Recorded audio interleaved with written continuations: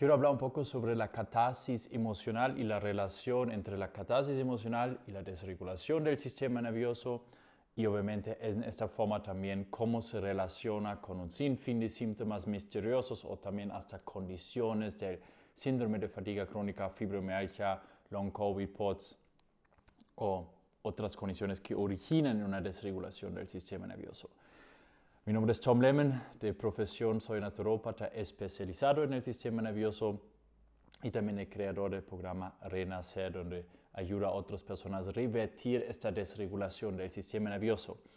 Ya tengo en este video en este canal de YouTube otro video donde hablo sobre las emociones reprimidas, es decir, que no voy a ir en detalle sobre este proceso de cómo podemos sentir o liberar nuestras emociones, pero quiero hablar un poco más de esta idea de la catarsis, ¿no? De expresar, liberar, tener este gran llanto o sentir estas emociones de manera muy fuerte para causar una liberación. Una de las personas que antes hablaban de esto era Sigmund Freud, por eso que de él también viene esta palabra. Y bueno, quiero hablar un poco de esta relación con el sistema nervioso. Primeramente, sí hay una directa relación entre la represión emocional y una desregulación del sistema nervioso. Por una parte vemos que se sensibiliza cierta área en el cerebro, la amígdala, ¿no? Es esa área en el cerebro que sentimos nuestras emociones, pero es la misma área en el cerebro donde también tenemos la neurocepción de estoy seguro o estoy en peligro o estoy seguro. Y cuando tenemos muchas emociones reprimidas, vemos que esta área en el cerebro se vuelve más hipersensible, es decir, que más fácilmente podemos percibir peligro o amenazas constantemente, y al final eso es lo que sucede en la desregulación del sistema nervioso, ¿no? Que constantemente nos encontramos en este estado de alerta, en este estado de supervivencia. Entonces, definitivamente hay una relación entre emociones reprimidas y la desregulación del sistema nervioso. Al final también una emoción a nivel fisiológico no es nada más que una activación. Hablamos en términos de activación y desactivación del sistema nervioso, ¿ok? Activación es más simpático, más estado de pelea-huida, pero activación también es hacer deporte, movernos, ¿no es cierto? Despertar, todo eso es activación simpática, y desactivación es más activación parasimpático, más descansar, dormir, digerir, ¿sí? Reparación de nuestro cuerpo. Esos son los principales dos estados del sistema nervioso autónomo. Ni uno es bueno ni uno es malo, deberíamos estar en regulación, activación, desactivación, en una constante oscilación entre estos dos estados, como todo en la vida, equilibrio, ¿no? Como el yin y yang, el uno crece y después se transforma en el otro, ¿no? Y viene, digamos, el yin y después viene la mañana, el yang. Así mismo también debería estar funcionando nuestro sistema nervioso autónomo. El problema es que en el momento que reprimimos nuestras emociones, que es una activación simpática, subimos esta subida, pero si no le permitimos la expresión de esta emoción completarse, nos quedamos atrapados. Puede ser que lo reprimimos con nuestro cerebro racional, ¿no es cierto? Podemos decir, no sientas esto. No es adecuado que tú sientas esto en este momento. Y si nunca completamos lo que yo llamo el ciclo de estrés, el ciclo de activación, que no es nada más es lo mismo con una emoción, esta energía de activación literalmente se queda atrapado en nuestro sistema nervioso. Es como que se queda esta carga ahí dentro de nuestro sistema, como una cápsula de memoria en ciertas áreas de nuestro cerebro y como una carga realmente en el sistema nervioso. Entonces, eso es lo mismo que pasa en verdad con el trauma, ¿sí? Solo que la diferencia en el trauma es que también tenemos mucha activación simpática porque estamos percibiendo peligro, ¿sí? Pero la diferencia es que, o primeramente lo que tienen las emociones reprimidas en común con el trauma es que las emociones reprimidas igual son activación simpática, que no se completa la descarga, o sea, no se completa el ciclo de estrés. La diferencia con el trauma es, no solo son emociones, sino tenemos activación simpática y al mismo tiempo tenemos una sensación de impotencia, de estar fuera de control, de estar expuesto a un peligro y nosotros no podemos hacer nada. Esta sensación de impotencia, de debilidad ahí adentro de la situación y de estar completamente sin poder controlarlo es lo que caracteriza más una respuesta de trauma, pero en sí tienen muchas cosas en común. Y se podría argumentar desde una vista del sistema nervioso que una emoción reprimida es traumático para el sistema nervioso, ¿sí? Porque es carga simpática que se queda ahí atrapado, que no se completó este ciclo. Ok, entonces si entendemos esto, podemos entender que sí hay una necesidad de sentir muchos y liberar nuestras emociones. Normalmente, ¿no? Las principales emociones que tal vez podemos reprimir, tristeza o ira, ¿no? Son como dos principales emociones cuando hablamos así como que porque la felicidad casi nadie lo reprime. Obviamente hay otros detalles de emociones, o sea, podríamos decir que es miedo, es felicidad, es ira y tristeza, y de ahí, por ejemplo, la culpa, la vergüenza son como, yo le pondría un poco todavía aparte. Esas son como las emociones principales. Y lo que vemos que principalmente en gran medida reprimimos, ¿sí? Puede ser la parte de, puede ser miedo, puede ser también la ira y la tristeza. Y lo que vemos generalmente más, las emociones que suelen reprimir las personas, que los hombres suelen reprimir en general, ¿no? Más la tristeza, porque de forma cultural, social, tenemos más estas creencias o nos influyen más de que un hombre debería ser fuerte, no debería ser débil, no debería llorar, y las mujeres normalmente tienden a más reprimir la ira, la agresión, porque, pero tú eres la niña buena, la niña linda, no deberías expresar estas emociones, no deberías defenderte, no deberías tener rabia. Entonces, normalmente todos podemos reprimir todas las emociones, pero hay esta tendencia, ¿no? Hombres reprimen más, tal vez tristeza, tal vez también de cierta parte sensaciones de miedo dentro del cuerpo, y las mujeres generalmente más la ira. Entonces, sí es importante trabajar con esas emociones reprimidas. Ahora quiero decir algo, la catarsis emocional para un tipo de persona podría ser muy beneficioso y para el otro tipo de persona hasta perjudicial. Para explicar esos dos tipos de personas, imagínate el cerebro dividido en dos, de forma más simplificada que existe.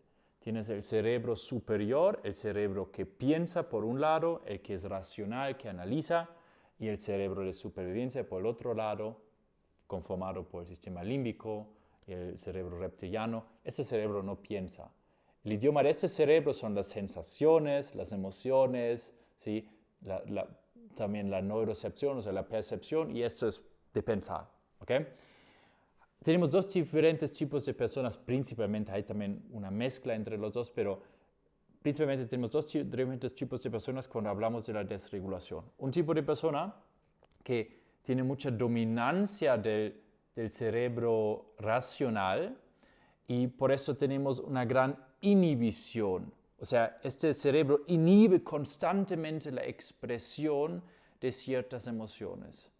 Y ¿no? Cada vez que viene un poco de activación, directamente le baja la activación. Dije, no. Podemos pensar que muy estoicismo, como el estoicismo, ¿no es cierto? De que, no, yo soy racional, yo siempre veo las cosas, yo no voy a sentir esto, no, déjame verlo de otra forma, y nunca permitir realmente sentir estas sensaciones, estas emociones. Tenemos ese tipo de persona que no tiene problemas en calmarse. Esta persona se calma tranquilamente, no tiene problemas de autorregularse, más bien dice, emociones reprimidas, no sé si las tengo, pero no tengo casi acceso a mis emociones y siempre cuando viene como que lo paro con mi cerebro. Ese tipo de persona, y tenemos el otro tipo de persona donde el cerebro de supervivencia básicamente más está secuestrando toda nuestra conciencia y secuestrando también este cerebro racional, esta corteza prefrontal. Y esos tipos de personas más bien son los que tal vez experimentan flashbacks, o sea, o memorias ¿no? que les cogen de eventos traumáticos o de eventos donde no han podido liberar ciertas emociones o donde son el tipo de personas que suelen abrumarse. Esos tipos de personas no tienen problemas con la activación, pero esta activación se dispara siempre de golpe y más bien tienen dificultad de autorregularse, de bajarse. Para este tipo de persona, la catarsis emocional no sería lo recomendable al inicio del proceso de recuperación. Debería aprender cómo regularse, cómo autorregularse, cómo bajar la activación. Debería trabajar más con diferentes prácticas somáticas. Tengo algunos también aquí en mi canal de YouTube, o con diferentes ejercicios polivagales para restaurar más esta seguridad. Debería trabajar en activar más esta corteza prefrontal, ¿no? Para que no esté secuestrado por toda esta experiencia emocional, para restaurar un equilibrio. Para este tipo de personas, darles un consejo de que catarsis emocional ir más profundo no es beneficioso. Esta persona se va a abrumar, va a salir afuera de su zona de capacidad, afuera de su zona de tolerancia y se va básicamente a retraumatizar. Esto es no lo que queremos. Para esta persona, primeramente, tenemos que aprender cómo bajar activación y cómo sentir activación sin que se dispare por las nubes, ¿no? O sea, cómo sentir emociones sin que se dispare y realmente, de esta forma, digamos, aumentar nuestra capacidad para sentir activación en nuestro cuerpo, o sea, sensaciones o emociones. Eso sería el objetivo. Pero para esta una persona que casi nunca tiene acceso a sus emociones, nunca se les permite sentir, siempre directamente los controla. El proceso de ir a esta liberación, de tener ciertos procesos de catarsis emocional, podría ser muy beneficioso, ¿sí? Hay varias ventanas a nuestras emociones, ¿no? Ciertas memorias, ciertos pensamientos, journaling, o sea, escribir sobre algunas memorias que hemos tenido y literalmente cambiar nuestra forma. Esta persona tiene que cambiar la forma en que ve las emociones. No verlo como algo negativo, sino verlo realmente como algo necesario de sentir para sanar, ¿sí? Para ese tipo de persona. En ese tipo de persona, principalmente, tenemos que crear regulación. Es decir, que la catarsis emocional para una persona puede ser muy beneficioso y para una persona, al menos al inicio, muy perjudicial. Y eso en general también lo que podríamos diferenciar entre más trauma una persona ha experimentado, más gradualmente deberíamos trabajar y más perjudicial puede ser esta catarsis emocional. Porque al final el trauma es también activación, tanto como las emociones, es activación simpática, pero con una fuerte sensación de impotencia, de debilidad, de no tener control, de abrumarnos totalmente, ¿sí? Esto es característico del trauma. Entonces, entre más trauma hemos experimentado, más gradual tenemos que trabajar y más nos tenemos que enfocar en realmente construir primeramente lo que llamamos en el somatic experiencing, que es una modalidad más enfocada en el cuerpo de sanar el trauma, creado por el Dr. Peter Levine, definitivamente un pionero en estas situaciones de la sanación del trauma. Tenemos que primeramente crear más el contravórtice. El contravórtice es, digamos, el vórtice opuesto al vórtice del trauma. El vórtice del trauma son estas sensaciones que nos pueden fácilmente abrumar, esta activación, ¿sí? Todas esas emociones, activación que podemos sentir en el cuerpo, que se han quedado atrapados en nuestro cuerpo por no haber completado realmente este ciclo de estrés en el pasado, ese ciclo de activación, ¿no? En los momentos traumáticos. Ese es el ciclo del trauma y queremos, o el vórtice de trauma, y ahora queremos construir un contravórtice para que cuando trabajamos con este vórtice de activación, en vez que nos jale hacia adentro, en vez de que nos abrume, tengamos realmente una ancla. Tenemos recursos para no ir al centro de este vórtice, sino pendular, lo que se hace en el somatic experiencing.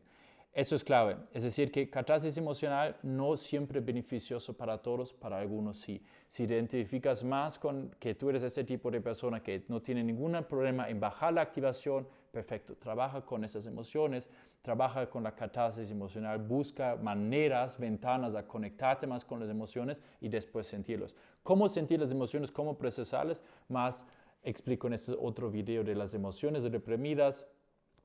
Puedo ponerte aquí arriba este video para que lo revises. Y algo adicional que quiero decir, si tú tienes en este momento un sinfín de síntomas, ¿sí? Y realmente estás muy afectado físicamente por esta desregulación del sistema nervioso, generalmente el paso de regular el sistema nervioso es clave al inicio, porque al final sentir emociones, aunque les estemos liberando, aunque no estemos saliendo de nuestra zona de tolerancia, o sea, aunque no estemos saliendo fuera de nuestra capacidad, es un estímulo fuerte para nuestro cuerpo, para nuestro sistema nervioso, porque realmente trabajamos con mucha activación.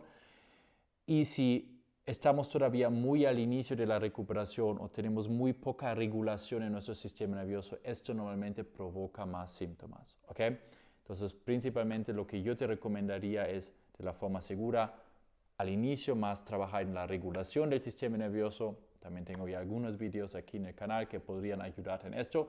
Y después recién trabajar en la liberación, sea la liberación de energías, de activación de traumas o de emociones reprimidas, pero después trabajar en la regulación. De esta forma has aumentado tu ventana de tolerancia, has aumentado tu capacidad para trabajar de forma más efectiva y también de forma más segura con estas emociones o con estas activaciones en tu cuerpo.